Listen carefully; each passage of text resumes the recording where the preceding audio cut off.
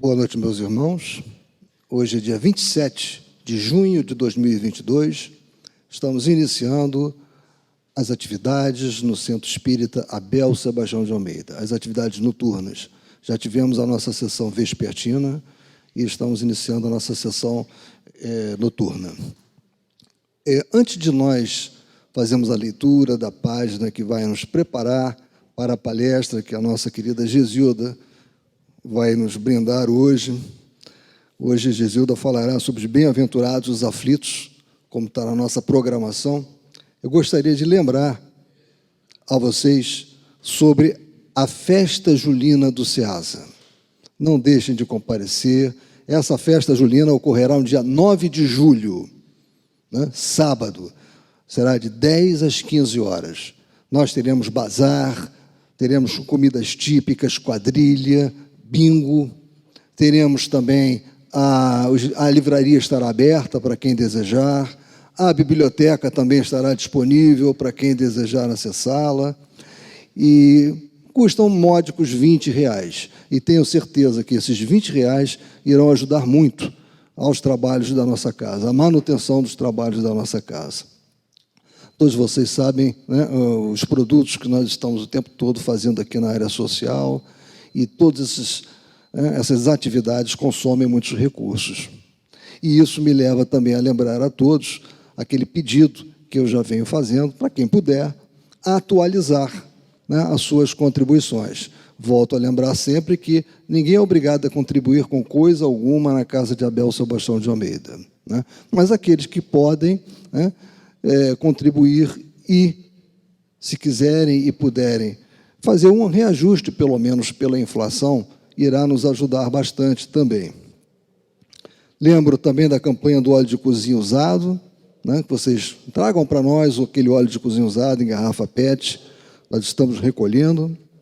E não deixem de efetuar o cadastro no site do SEASA. Nós precisamos muito poder chegar mais rapidamente a cada um de vocês. Hoje, os nossos arquivos com nomes, endereços, com e-mails, é um arquivo que está muito desatualizado. Então, fica muito difícil. A gente quer mandar, por exemplo, um noticioso para vocês que estamos fabricando. Temos o nosso boletim. Não temos como, mandamos para alguns, não mandamos para outros. Então, se puderem, é muito rápido. Entrar no site, vocês vão ver o caminho. E voltando à nossa festa julina, onde vocês podem comprar os convites? Na nossa biblioteca, com o nosso irmão Marcelo, ou com a nossa irmã Marise, ou com a nossa irmã Kátia, né? Vocês podem procurar. Kátia, Marcelo, Marise, que vocês terão condição de adquirir. Mesmo aqueles que não estejam com dinheiro, mas já saibam que querem comparecer, estejam lá, botem um nome, para nós já termos uma visão do quantas pessoas virão, porque nós precisamos comprar todos os gêneros alimentícios, e vocês sabem que é preciso um planejamento anterior, né? Então, saber quantas pessoas virão é fundamental para nós. Então, meus irmãos, agora, dito isso, eu vou fazer a leitura da nossa página de ambientação, pedindo sempre que a doce e suavíssima paz de Jesus nos envolva a todos, que sua proteção esteja sempre presente, até porque nosso Mestre Jesus é um amigo incondicional de nossas almas. E a nossa mensagem de hoje, a ser lida, são os deveres que custam. Esse é o título da mensagem, os deveres que custam, extraído do livro Vinde a Mim, ditado pelo espírito Irmão José, e psicografia de Carlos Bacelli. Eu tenho aqui.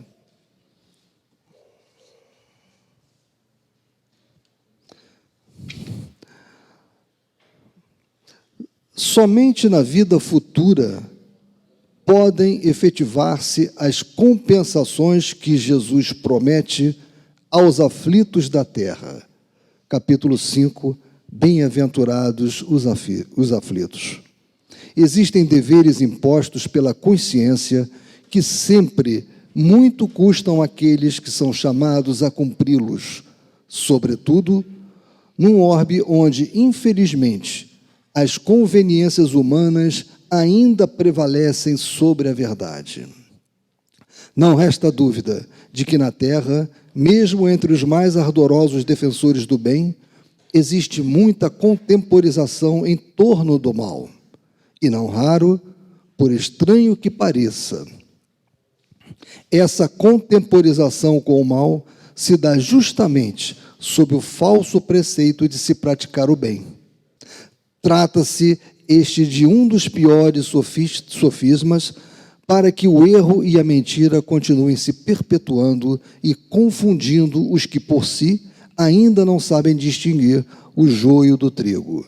Por esta razão, quase sempre os mais fiéis discípulos do bem haverão de se sentir sozinhos, sem poder contar com a solidariedade nem mesmo daqueles que, embora sendo bons, não dispõem de suficiente coragem para, de peito aberto, terçar armas contra as escaramuças do mal. Saibamos, porém, que existem deveres espirituais de natureza mais profunda. Sendo assim, os que são chamados a desempenhá-los haverão de ser francamente hostilizados por quem, noutras circunstâncias, os aplaudiriam. Enquanto a luz contiver um resquício de sombra, ela não será claridade plena. Somente quando se lhe oferecer leito completamente despoluído, é que a fonte deslizará por ele sem graves riscos de contaminação no percurso. Na existência humana, existem deveres que, por se fazerem tão óbvios, são dignos de elogio aqueles que se esmeram em executá-los com denodo. Outros deveres, porém, muito mais complexos, embora não agradando a quem os vê executados, e muito menos a quem os executa, devem ser executados, custe o que custar. Não imaginem que o bem possa se alegrar na tarefa que lhe cabe de denunciar o mal, onde o mal se faça presente com os seus inúmeros disfarces. Em sã consciência, qual o magistrado que se rejubila por ser induzido a lavrar extrema sentença contra aquele que, muitas vezes, ante a indiferença da sociedade, extrapolou em suas atitudes? Qual o médico que, mesmo a pretexto de salvar a vida, sente-se feliz por amputar um membro do corpo de quem há de permanecer na condição de invalidez? Certamente deve ter sido com muita dor na alma que o Cristo, que desceu à terra com a missão precípua de confortar os humildes e oprimidos, empunhou a vergasta com que certa vez viu-se compelido a cumprir o pesado dever de expulsar os vendilhões do templo.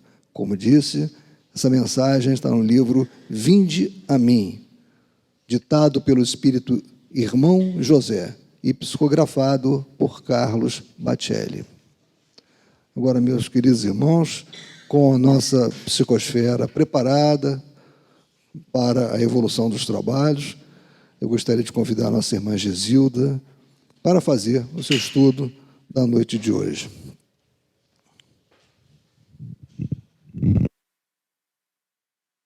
É com muita alegria que nós estamos aqui, não sem antes pedir que a presença meiga e amiga do Mestre Jesus envolva todos nós nesse trabalho junto à Casa Espírita, a Casa de Abel Sebastião de Almeida.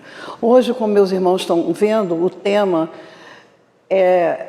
eu particularmente, esse capítulo me toca profundamente, porque é um derramar de consolações para todos nós. Então, bem-aventurados os aflitos, e no capítulo 5, itens 1 a 5.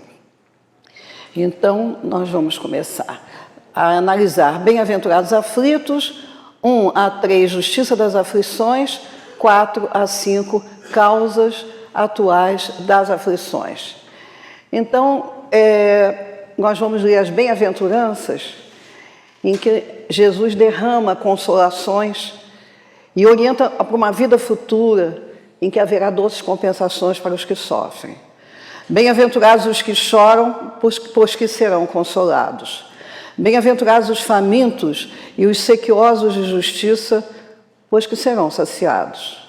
Bem-aventurados os que sofrem perseguição pela justiça, pois que é deles o reino dos céus. Mateus 5, 4, 6 e 10. Ali nós teremos também, continuando, bem-aventurados vós que sois pobres, porque vosso é o reino dos céus. Bem-aventurados vós que agora tendes fome, porque sereis saciados. Ditosos sois vós que agora chorais, porque rireis. Está em Lucas 6, versículo 20 e 21. Mas ai de vós, ricos, que tendes no mundo a vossa consolação. Ai de vós que estáis saciados, porque tereis fome. Ai de vós que agora rides, porque sereis constrangidos a gemer e a chorar. Lucas 6, 24 e 25. Então, nós verificamos que somente numa vida futura, essas consolações poderiam se concretizar, não é verdade? Só numa vida futura, essas consolações teriam uma razão de ser. Se a gente não tem essa crença na vida futura, isso seria um malogro, seria um engano de todos nós. Mas aí surge a pergunta, nessa justiça das aflições. Por que a necessidade, né? Aqui eu já falei com vocês sobre as compensações que estariam na vida futura. Mas aí surge uma pergunta, por que uns sofrem mais do que outros? Eu vou ler um pedacinho aqui, que foi sobre isso que eu falei, mas que é importante. Somente na vida futura podem efetivar-se as compensações que Jesus promete aos aflitos da terra. Sem a certeza do futuro, essas máximas seriam um contrassenso. Mais ainda, seriam um engodo. Mesmo com essa certeza, dificilmente se compreende a conveniência de sofrer para ser feliz. Dizem, para se ter maior mérito. Mas aí vai surgir uma outra pergunta. Por que uns sofrem mais do que os outros? Por que essa coisa tão heterogênea nos nossos destinos, essa diversidade tão grande, em que uns podem nascer na opulência e outros na mais profunda miséria, e que a virtude e o mal são tão, digamos assim, mal distribuídos aparentemente. Muitas vezes o bom, o virtuoso, sofre tanto e o mal parece prosperar. No campo das enfermidades, então, é uma disparidade absoluta, considerando que é a nossa primeira existência, né? Muitos renascem em condições gravíssimas, em que, apresentando quadros teratológicos muito graves, Down, paralisia cerebral, autismo, enquanto outros nascem com saúde perfeita, né? Sem que nada tenha na nossa vida que nos parece trazer uma causa efetiva para isso. Todas essas, digamos assim, explicações parecem falar sobre anomalias, né, que parecem desmentir a justiça de Deus.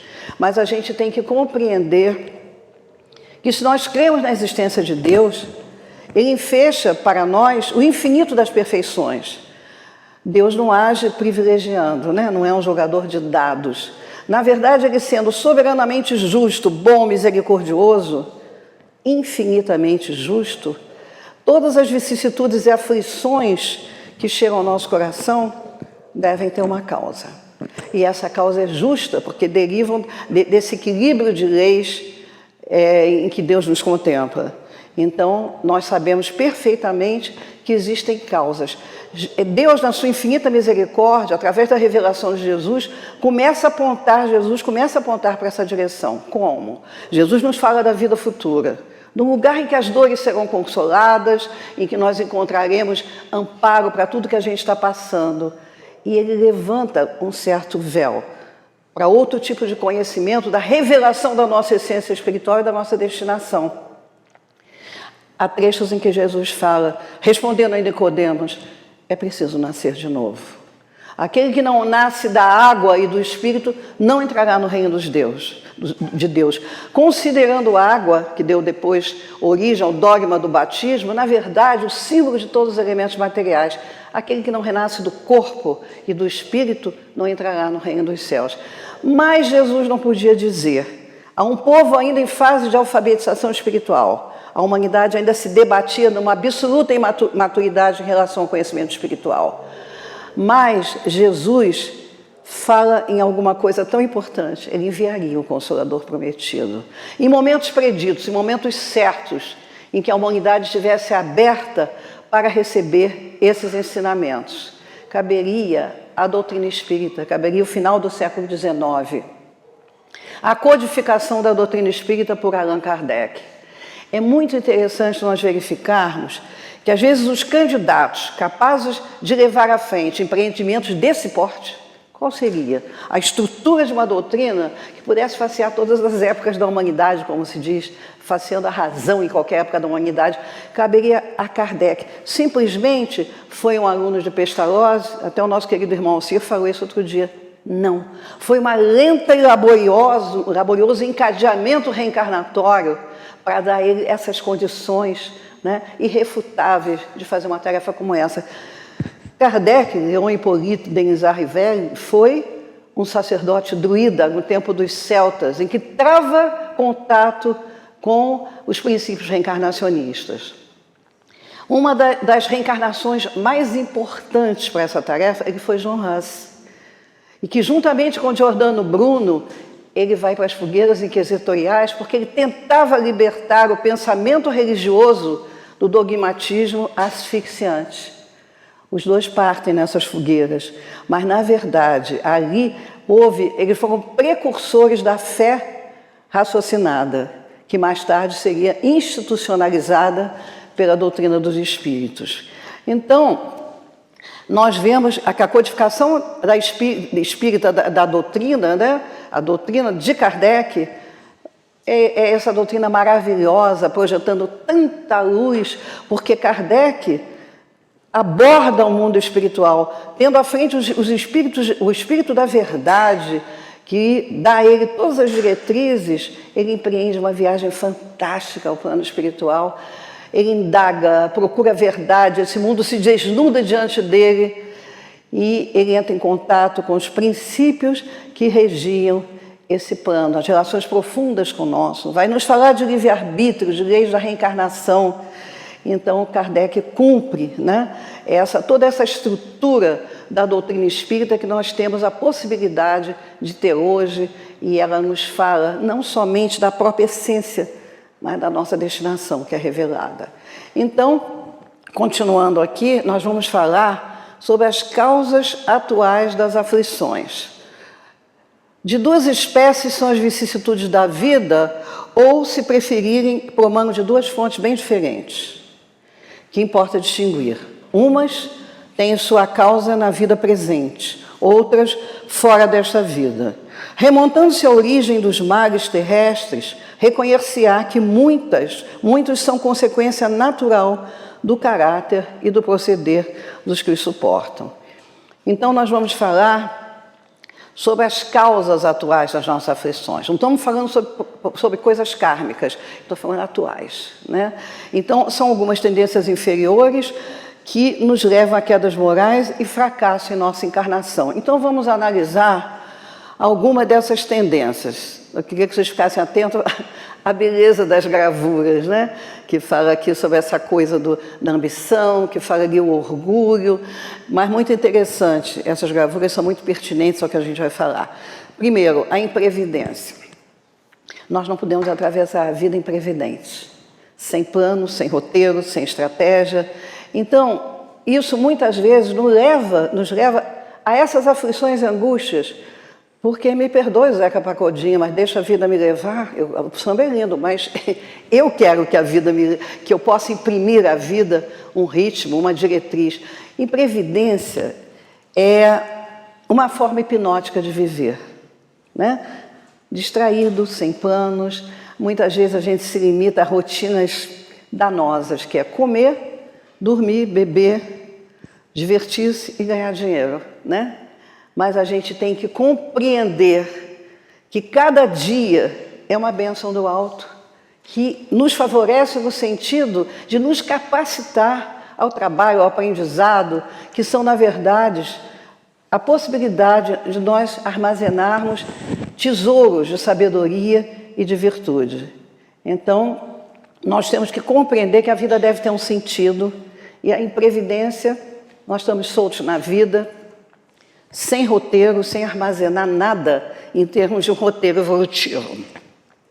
O segundo seria, eu ainda não cheguei aqui, mas tudo bem, seria a imprevidência, a ambição e o orgulho, né? Exato. O orgulho é uma hipertrofia do sentimento da nossa personalidade.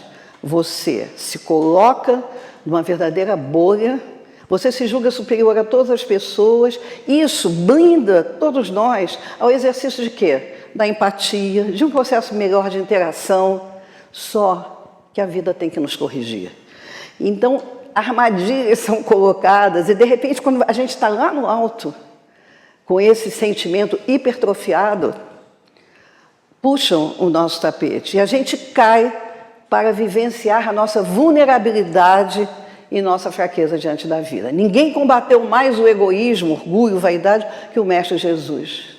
Foi combater no templo o farisaísmo, aquelas pessoas que se encastelavam em determinados princípios, e Jesus não compactuou jamais com isso. Jesus caminhou com muita simplicidade, né, pelas estradas, tendo aquela multidão de aflitos em torno dele, mas sempre fiel ao sentimento de caridade e de humildade. E a ambição, que também nos leva a aflições, a vicissitudes, a quedas fragorosas. Quando os bens terrenos, eles deixam de fazer parte da nossa vida, normal. Você luta, trabalha, tem uma possibilidade de um certo conforto, mas quando eles deixam de fazer parte da nossa existência e se transforma em finalidade última, alto risco. Alto risco. Porque nós temos uma página do Evangelho que nos fala sobre a utilidade providencial da riqueza. O que seria isso?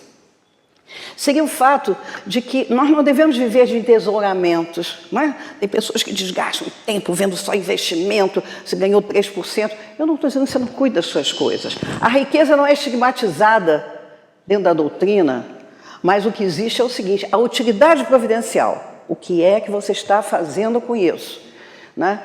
Qual é o plano social, humano, que nós podemos acelerar em benefício do nosso próximo, através do nosso supérfluo, né? Porque, na verdade, a pessoa que passa a vida só ligada a isso tem uma coisa de esterilidade, é infecundo, né? Então, é preciso... Veja bem agora, com a Covid, né, que houve, por parte de muitos, o desejo de que nós chegássemos às vacinas, grandes fortunas endereçaram recursos para os laboratórios, porque era imensa esse tipo de despesa. Então, isso, eles todos que puderam ajudar, ajudaram, porque senão nós não teríamos conseguido. Então, a gente vai vendo esse sentido providencial da doutrina. E mais do que nunca, do sentido maior da gente ajudar. E mais do que nunca em momentos agora, né, de tanto sofrimento, de miséria campeando, de falta de alimentação.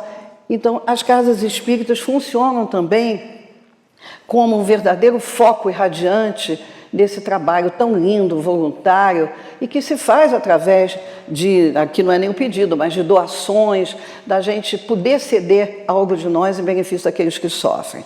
Então, isso são formas, imprevidência, orgulho, ambição, de nós cairmos, né? De cairmos em situações muito difíceis. Tem Dalai Lama aqui, esse livro é maravilhoso, O Caminho da Tranquilidade.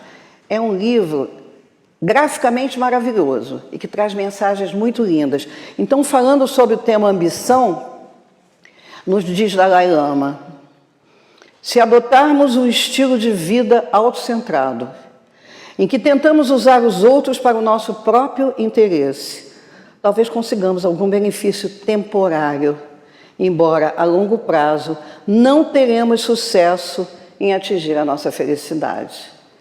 Então, esse sentimento maior de começarmos nos caminhos tem a ver com construções do nosso espírito, né? De uma forma mais, digamos assim, com sentimentos mais duradouros, combatendo essas coisas, essas ervas daninhas que nos arrasam. Então, continuando, nós vamos ver outras causas da nossa queda. A falta de ordem, de perseverança e de disciplina. Nessa gravura, olha que coisa mais bonita, né? Dentro dessa espécie. as formigas que trabalham juntas dentro do sistema de ordem, de disciplina e unem esforços muitas vezes para retirar grandes obstáculos. É um exemplo, às vezes a gente tem que voltar às espécies para ver o sentido maior que elas nos dão, através naturalmente de elan vital, que foi imprimido na sua trajetória, mas nos falando sobre isso. Falta de ordem nos traz também consequências muito sérias. Você tem que ordenar a sua vida. Você tem que ordenar suas prioridades. Você tem que conduzir a vida, não de uma forma alienada, hipnótica, porque isso nos deixa sem condições de ter reservas e, sobretudo, de encontrar recursos internos para viver melhor. A segunda, perseverança. Eu gosto muito dessa palavra. Essa palavra foi carro-chefe do meu pai. Perseverança. Porque isso, quem é perseverante, não desiste.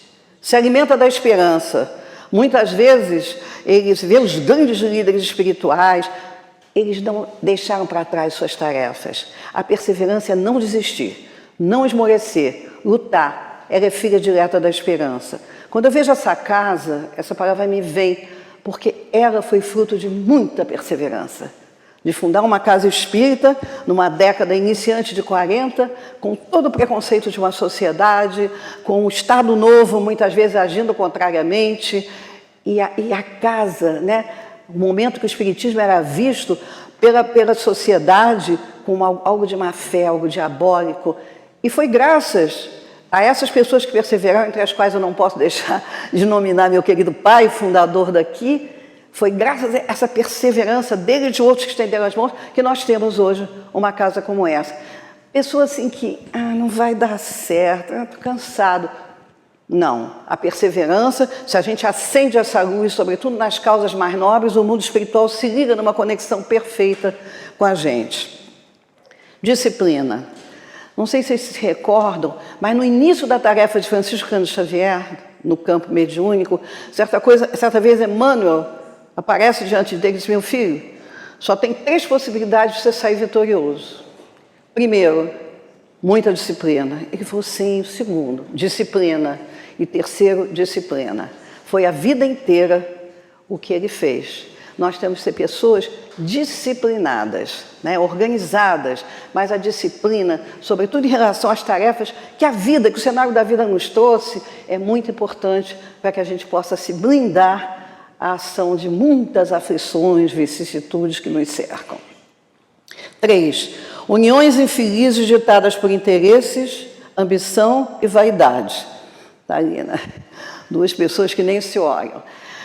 Quando a gente fala de uniões, a gente não está se referindo só a um aspecto conjugal, só às relações conjugais, mas afetivas, profissionais, de amizade. Se nós vamos para essas relações munidos de ambição e vaidade, quer dizer, não são sentimentos que mostrem como você é, né?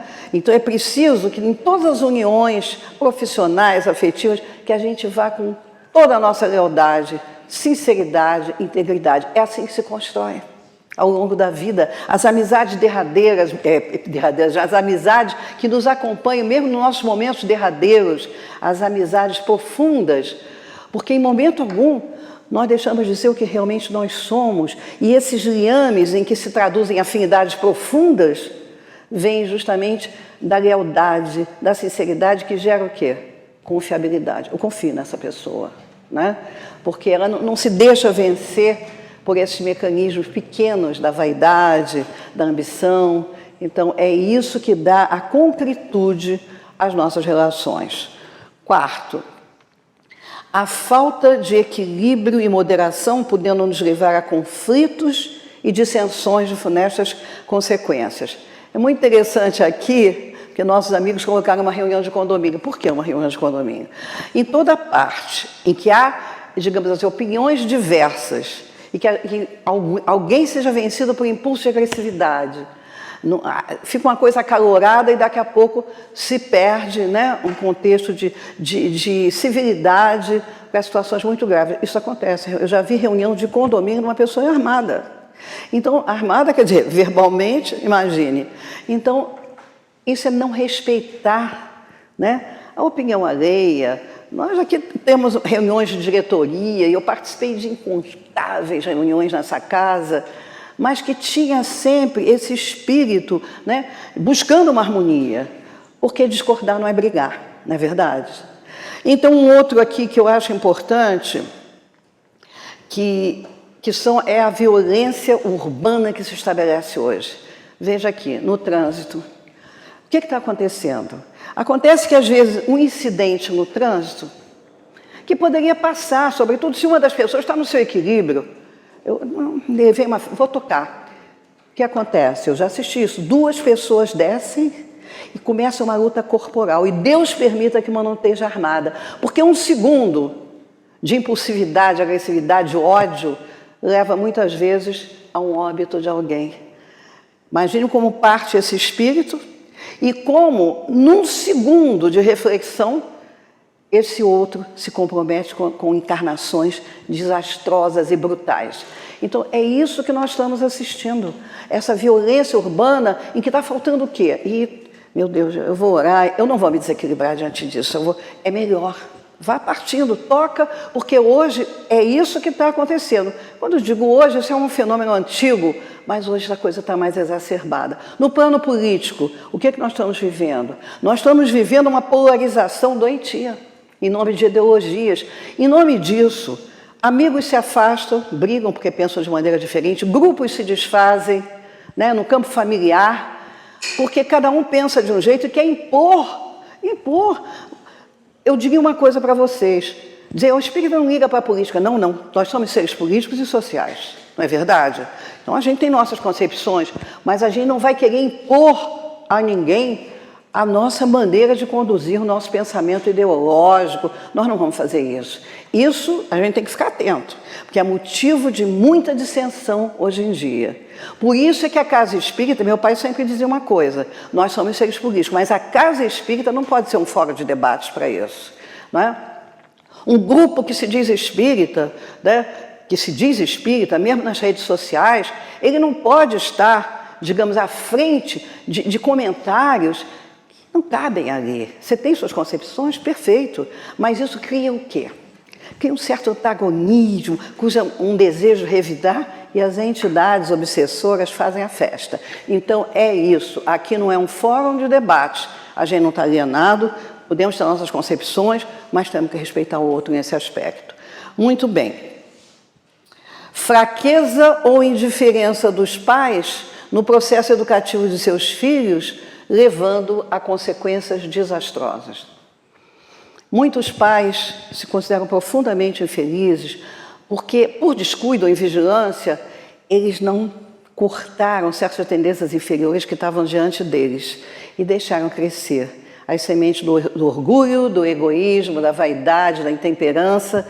E mais tarde, quando recolhem o fruto dessas ações, sob a forma, muitas vezes, de desrespeito, de falta de amor por eles, falta do honrar pai e mãe, eles se consideram profundamente infelizes. Eu estou falando aqueles que, por fraqueza ou indiferença no processo educativo, falharam. Mas tem outra possibilidade. Muitas vezes você fez tudo ao seu alcance nesse processo educativo. Semeou princípios morais, éticos, esteve atento, mas o espírito que te coube numa encarnação ainda está bastante empedernido. Ele ainda não conseguiu, de maneira alguma, viver isso. Mas os pais, se tiverem a possibilidade de olhar na sua consciência que o dever foi cumprido, que eles fizeram tudo o que estava ao alcance, é orar e deixar que a vida, muitas vezes, com, digamos assim, suas formas e suas normas, possa corrigir. Mas temos que nos colocar sem entrar nos processos de culpa, porque nós fizemos tudo o que estava ao nosso alcance, não é verdade? E orar por esse filho. Um filho será filho sempre e nós queremos mais que evoluam. Intemperança e excessos de todo gênero dando origem a doenças e enfermidades. Estão muito lindas as imagens que corroboram isso. Olha lá, repleto de remédios, aí alimentação desregrada, enfim, uma série de fatores que nos levam a considerar que os nossos excessos agridem, né, o nosso corpo, dando origem a enfermidades. Nesse campo da enfermidade, eu gostaria de colocar duas grandes divisões que são importantíssimas. Nós temos a doença estrutural e a doença funcional. A estrutural é aquela que tem origem genética e que costuma acompanhar pela existência inteira em sofrida cronicidade, né? Essa doença, como é que a doutrina espírita vê isso, né? Essa doença estrutural, que já vem do berço, ela nos esclarece que não é um acidente hereditário, porque Deus não joga dados, não age caprichosamente, mediante a combinação de elementos aleatórios, privilegiando saúde ou doença. O que acontece é o seguinte: somos muito antigos. Nós já transitamos milênios, né, na Terra, vestindo diferentes corpos. E nesse processo evolutivo, nessa nossa antiguidade, quantas vezes nós agredimos nosso corpo? Agressões sérias. Quantas vezes nós fizemos isso? E aí vem as contas a pagar, para nos recuperar e botar, né, num caminho diferente. É o que os hindus nos falam, né, o que nos fala, a filosofia oriental define isso como karma, que teria 3 finalidades principais. Contas a pagar, que é a consequência das nossas ações pretéritas, vindo até o presente, dentro de um mecanismo de causa e efeito perfeito. E dentro do enunciado de Jesus que diz: a cada um segundo suas obras. Então, são as nossas contas. Segundo, qual o objetivo de uma doença kármica? Contenção. O que significa isso? Significa que o nosso comprometimento com o mal, muitas vezes é de tal maneira, se reveste dessas tendências inferiores, que a gente não consegue sair disso, que há processos que inibem e que contêm a nossa ação. De que forma?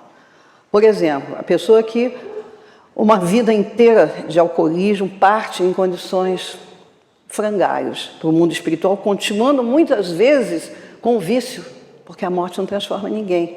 Então, às vezes, vai sugar as emanações etílicas de quem está encarnado. Então, a maneira, muitas vezes, de conter tudo isso, às vezes renascem com complicações hepáticas gravíssimas.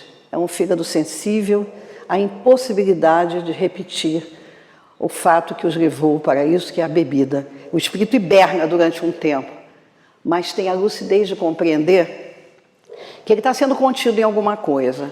O tabagismo inveterado, que lesiona matrizes perispirituais importantes no nosso campo pulmonar.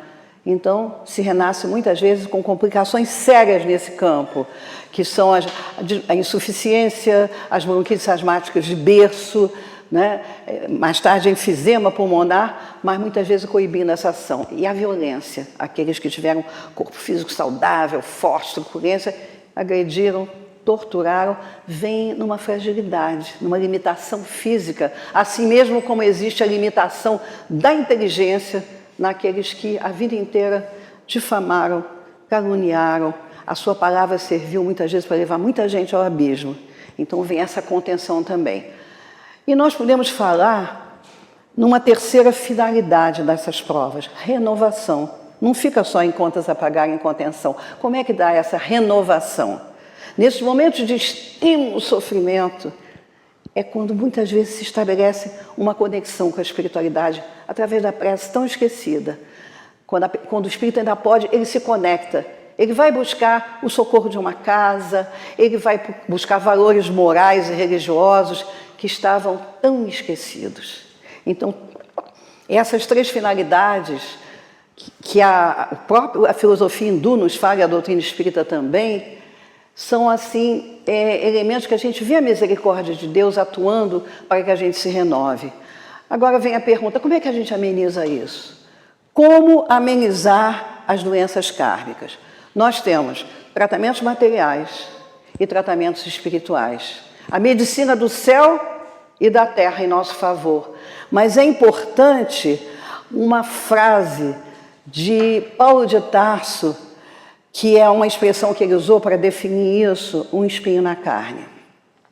Significa o seguinte, isso significa, às vezes, um espinho entranhado entre nós que não dá para retirar.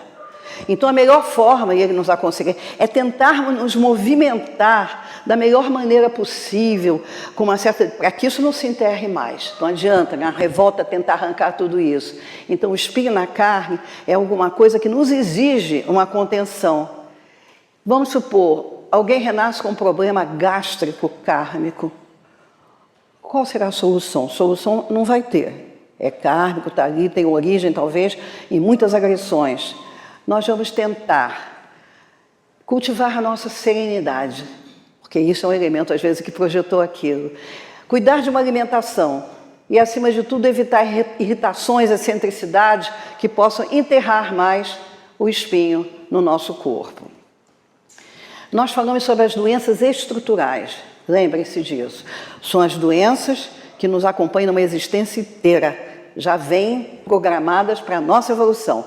Doença funcional, ela está relacionada com a maneira como cuidamos do nosso corpo. Os cientistas se maravilham diante do corpo quando analisado.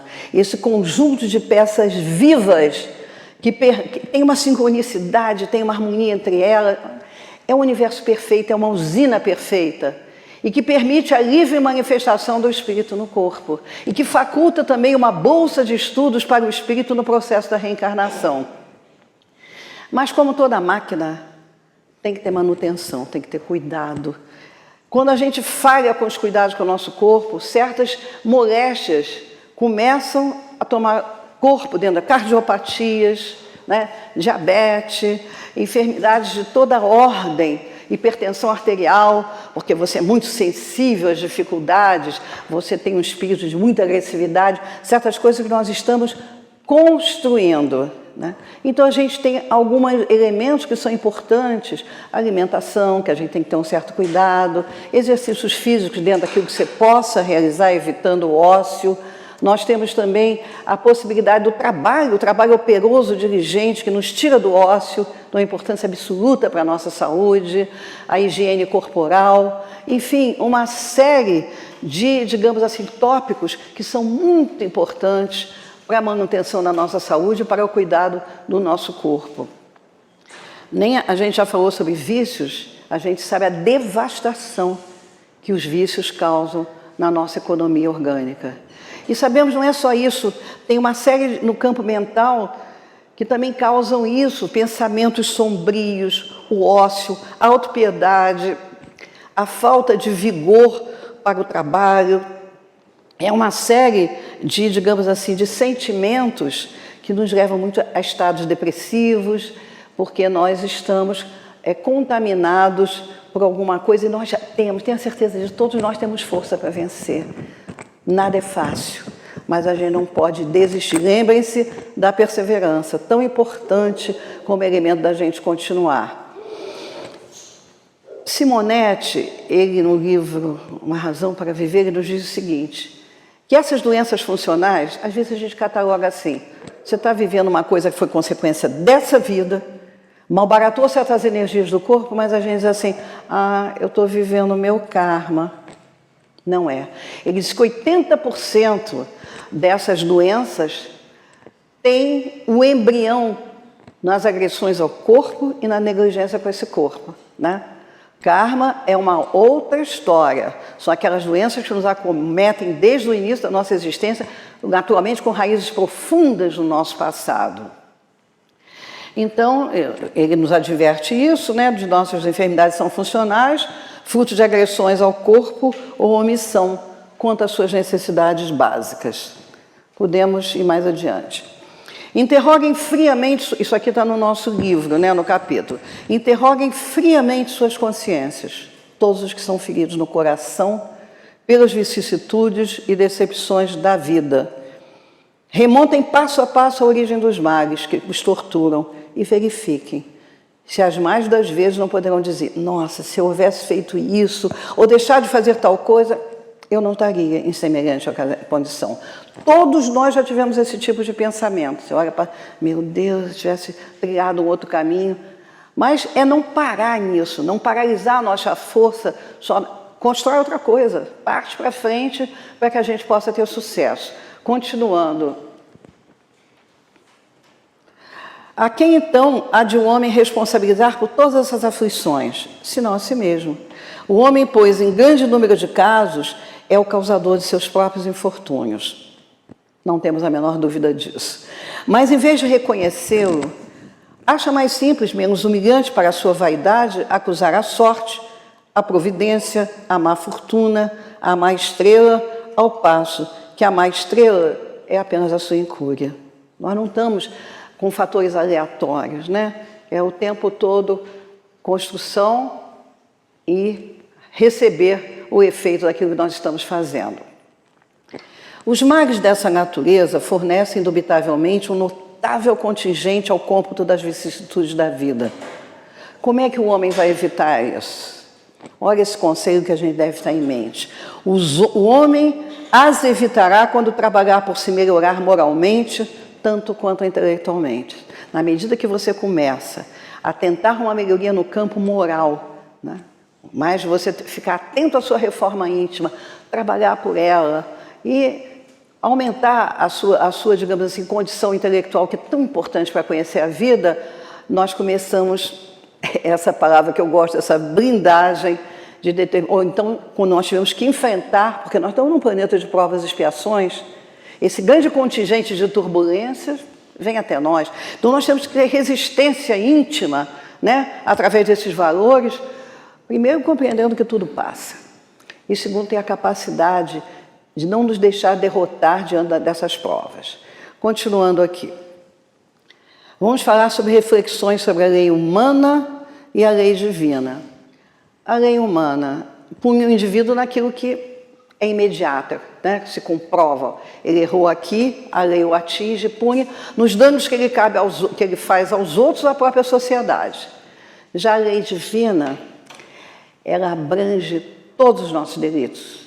Na verdade, a lei divina não deixa que nada dos nossos delitos, muitas vezes das coisas obscuras que nós vivemos e que escapam a uma legislação penal, mas que feriram tanto e que só nós sabemos.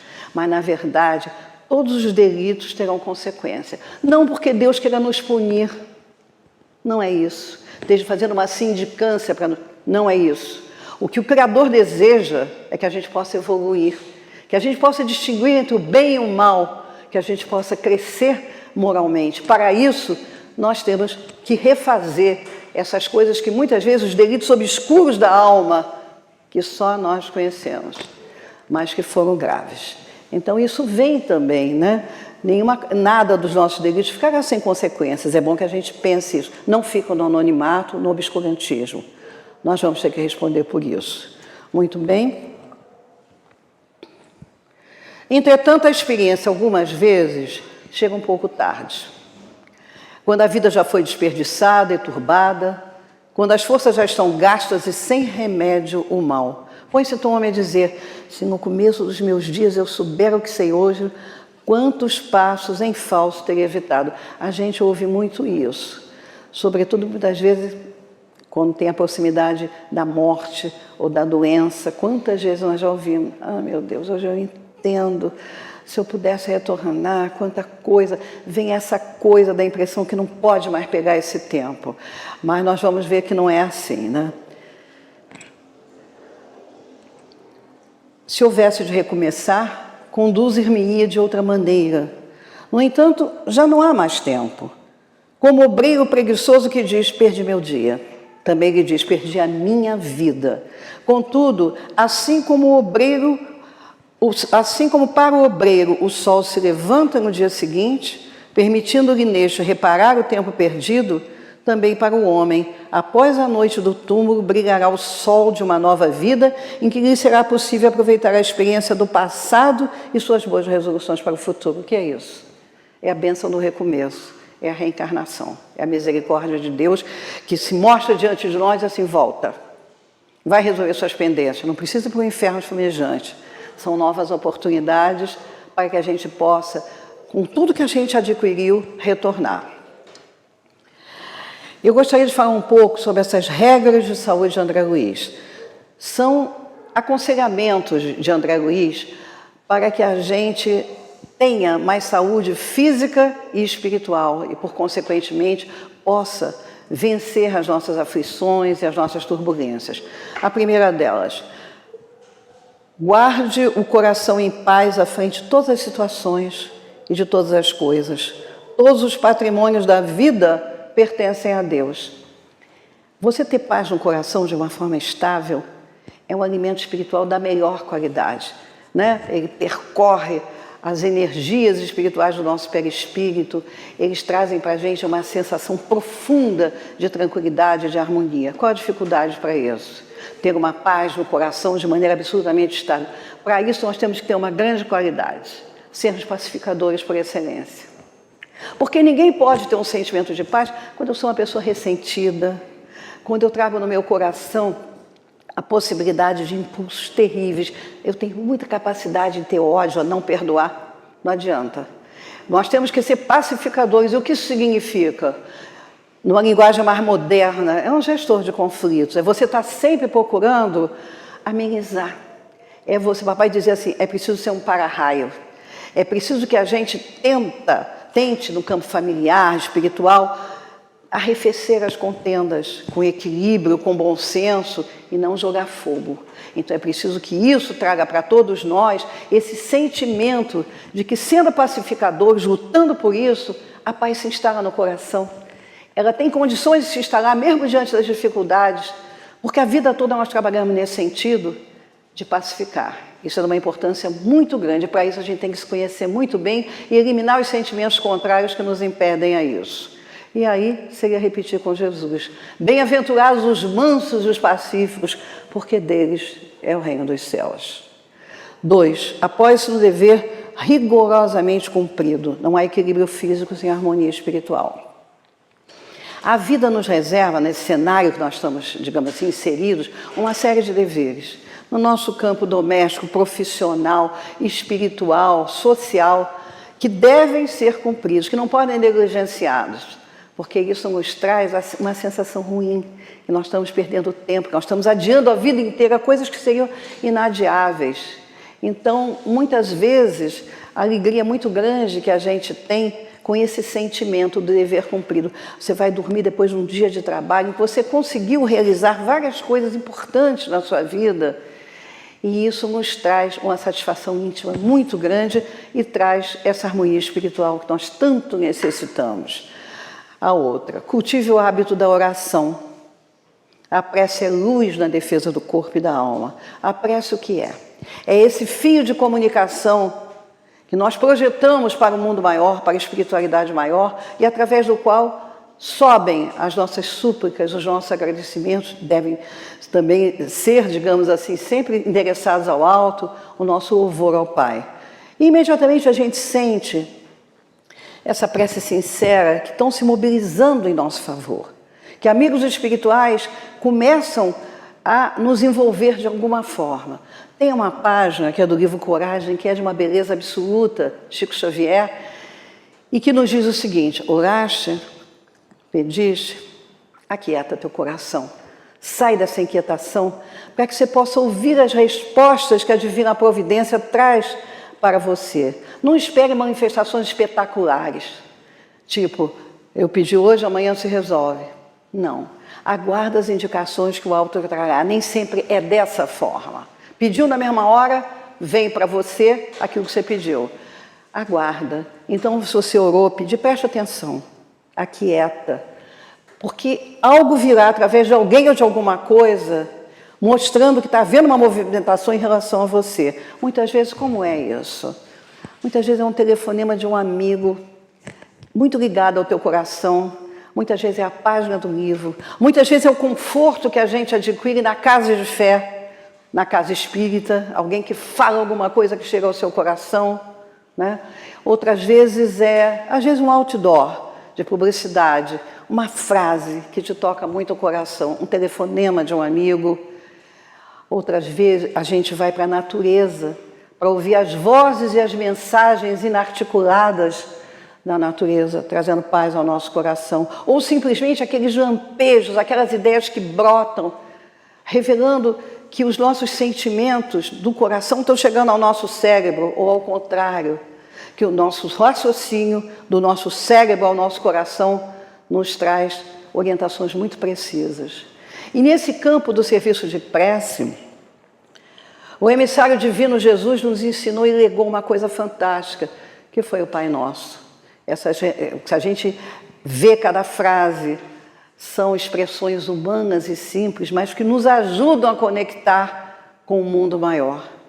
E nesse campo do serviço de prece, Jesus sempre nos recomendou muita atenção, que nós procurássemos um lugar íntimo para a nossa prece. Ele mesmo demandando a solidão para poder comungar com a suprema e divina vontade do Pai. Então, tenhamos em mente o seguinte, é constante a ação do Criador em relação a nós nas respostas. Não fica sem respostas a nossa prece sincera, mas é preciso também que a gente faça silêncio no mundo íntimo da gente. Que a gente não seja movido só por caprichos e exigências, assim que a gente possa ouvir essa voz, aceitá-la, porque essas indicações do alto, orientações do alto, são sempre em nosso favor, embora de repente possam aparecer que estão contra. Não, aguarde, que tudo há de se resolver e é uma questão da gente exercitar a nossa fé e a nossa coragem.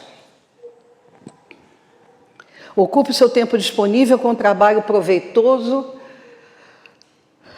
sem esquecer o descanso imprescindível ao justo refazimento. A sugestão das trevas chega até nós pela hora vazia.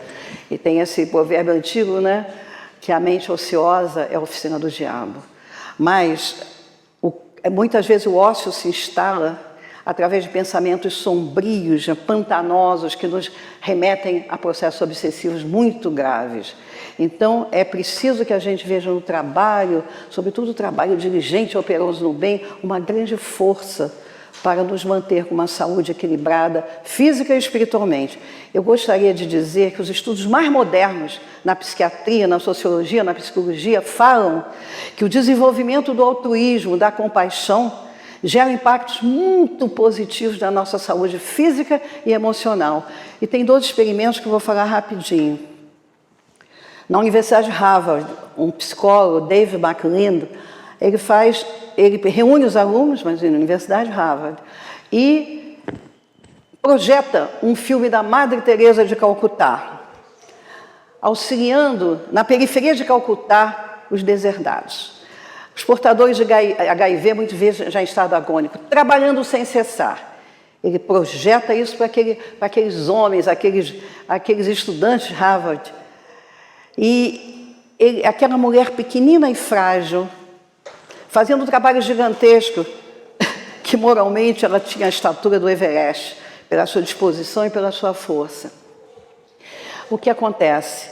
Ele antes teve o cuidado de coletar saliva desses estudantes antes da projeção e depois. Mas ele também passa um relatório. O que você sentiu diante disso? Todos disseram que estavam absolutamente estimulados por ideias novas no campo da compaixão e do trabalho voluntário que eles desejavam realizar. Mudanças assim muito grandes e que realmente fizeram. No campo físico, essas amostras denotaram a antes e a depois, essa posterior, que em todas essas amostras coletadas após a projeção, tinha havido um aumento da imunoglobulina A, que é um anticorpo capaz de combater infecções pulmonares. Então, aí fica um exemplo da ação das nossas ideias projetadas no campo do bem e no campo do amor ao próximo. Um outro psicólogo, esse da Universidade de Michigan, James House, ele acompanha durante muito tempo aqueles estudantes que estavam envolvidos em processos de auxílio ao próximo, um calor humano com processo de interação, e verifica que o nível de expectativa de vida, isso é uma coisa de quase 30 anos, crescia de uma maneira tremenda e que também o impacto era muito grande na saúde emocional. De que forma? Muita gente procurava esses trabalhos por problemas depressivos graves, né? Por problemas de ansiedade, por problemas de estresse, e aí eles encontravam um campo em que essas doenças iam se diluindo quando não eram curadas. Então, a gente tem que compreender uma resposta que Aristóteles dá. Alguém que pergunta, mestre, em que consiste a felicidade? Ele responde, a felicidade consiste em fazer o bem. Então, é uma forma da gente gerenciar aumentar, num processo de retroalimentação, as nossas energias nesse campo. Então, a tranquilidade daqueles que ajudam, ela está ligada profundamente a processos de cura no campo também, que conseguem vencer de transtornos emocionais ligados à depressão, ao estresse, à ansiedade, a um sentimento de infelicidade. Passam a ter uma tranquilidade, e isso é de uma importância muito grande. Então, vamos ver mais um aqui. Estude sempre. A renovação, e eu acho que eu estou acabando minha hora, de ideias favorece a sábia renovação das células orgânicas. O estudo abrange fronteiras, né? E, sobretudo, traz para nós um sentido maior da nossa compreensão diante do mundo, né? Barreiras é a primeira asa do anjo. Espíritas, amai-vos e instruí-vos. A instrução é a primeira asa. A gente não consegue ser anjo de uma asa só, é rasante. Qual seria a outra asa? O amor. Aí nós conseguimos desferir os primeiros voos rumo à perfectibilidade. Então, continuando, evite a cólera, enraivecer-se e animalizar-se, caindo nas sombras de baixo nível. Sentimento danoso, devastador. As entidades nos dizem que 1 segundo de cólera modifica a sua atmosfera fluídica, tingindo de vermelho. E essas vibrações que trazem, digamos assim, processos assim, para o nosso perispírito, para as nossas matrizes terríveis, não fica por lá, não. O passe pode ajudar um pouco, mas são drenadas para o nosso corpo físico sob a forma de moléstias orgânicas, de problemas espirituais e mentais muito graves. A outra seria, use a paciência e o perdão invariavelmente. Todos nós temos sido tolerados pela bondade divina milhões de vezes, e conservar o coração no vinagre da intolerância é provocar a própria queda na morte inútil. Paciência. Diz assim, eu perdi a paciência. Você nunca teve. A gente não perde. Isso é uma conquista. Aos poucos isso vai solidificando dentro da gente. Perdão foi o que Jesus... ter paciência é ser adulto emocionalmente. O perdão que Jesus pregou tanto mostrou que isso era uma coisa que devíamos exercer sempre. Tem um automatismo, não 7 vezes, mas 70 vezes 7. E Jesus mostrou a urgência do perdão. Reconcilia-te o mais rápido possível com o teu adversário. Quando Jesus diz isso, ele não projetava só sobre as nossas complicações na vida terrena, mas olhava a vida espiritual, onde se perpetuam esses sentimentos da vingança, do não perdão, que nós atendemos aqui na mesa, nesses processos graves de obsessão entre encarnado e desencarnado. Então, perdoa sempre. O perdão é um bálsamo, é abrir as portas da nossa alma e ver sair essa quantidade de sentimentos contrários, ódio, raiva, ressentimento. Então, vamos desintoxicar a nossa alma. E, finalmente, eu gostaria só de ler essa página do Dalai Lama. Aquele que possui dentro de si uma grande reserva de paciência e de tolerância tem um certo grau de tranquilidade e calma em sua vida. Uma pessoa assim não só é feliz e mais estável emocionalmente, como em geral demonstra ter mais saúde física e ser menos vulnerável a doenças. Uma pessoa assim costuma ser dotada de vontade forte, tem bom apetite e costuma dormir com a consciência tranquila. Então, nós vamos encerrando, mostrando que é de uma importância absoluta que a gente desenvolva uma consciência reencarnatória, porque vendo-nos assim, é mais fácil entender as dores e aflições que chegam ao nosso campo de vida, porque a gente vai ver como lições no educandário da vida que estão sendo repetidas para a nossa evolução. Lutemos para identificar dentro de nós as tendências inferiores e lutar com perseverança contra elas, porque foram causas de falências do nosso passado e se constituem, se a gente não tentar melhorar isso, em permanente ameaça para a edificação da renovação moral do nosso presente. Então, terminando aqui, então, bem-aventurados os aflitos serão todos aqueles que fazem da dor instrumento de redenção e de evolução moral. A esses é que Jesus acena com as grandes compensações e com os grandes consolos. Terminando aqui, eu não poderia deixar de terminar sem agradecer profundamente a alguém que foi responsável por toda... um casal, que foi responsável por toda a produção artística. Como vocês veem, tem uma coisa assim delicada e bonita, e eu sei que isso exigiu um trabalho de garimpagem, de atenção. Eu sou muito grata e quero dizer a vocês que vocês já conquistaram o nosso lar, a colônia. E quero dizer também que agora vai passar um vídeo que é muito lindo e que eu gostaria que vocês ouvissem com atenção, terminando essa noite. Entregue a Deus. Diante do assolar das aflições, não te desgastes innecessariamente. Recebe o sinete do sofrimento como símbolo de libertação. Se a noite surpreende, recompõe a paisagem da alma e refaze a confiança em Deus. Se o acúmulo da angústia se te trava no coração, retoma a posição de equilíbrio e arranca-o, mantendo a tua confiança em Deus. Se o desespero te prepara armadilhas, comburindo-te nas labaredas da inquietação, reflexiona no tempo que passa e permite o refrigério da esperança, resguardando-te na misericórdia de Deus. Se o imprevisto surge à tua frente, ameaçando-te com agressividade em forma de violenta erupção de angústias indescritíveis, não te arrojes nos braços do padecimento nem da revolta. Faze um exame de situação e busca a diretriz na misericórdia de Deus. Se a provação te chega aos painéis da alma através de um amigo que se te fez ingrato, de um ser amado que delinquiu, de um afeto que debandou, de um companheiro que desrespeitou os melhores sentimentos da tua devoção, de um irmão que não correspondeu à tua expectativa, não te permitas sintonizar com ele na mesma faixa de mal-estar e de incúria. Entrega-te, através da oração, à proteção de Deus, confiando à assistência divina. Joana de Ângeles, do livro Rumos Libertadores, capítulo 3, psicografia do médium Divaldo Pereira Franco.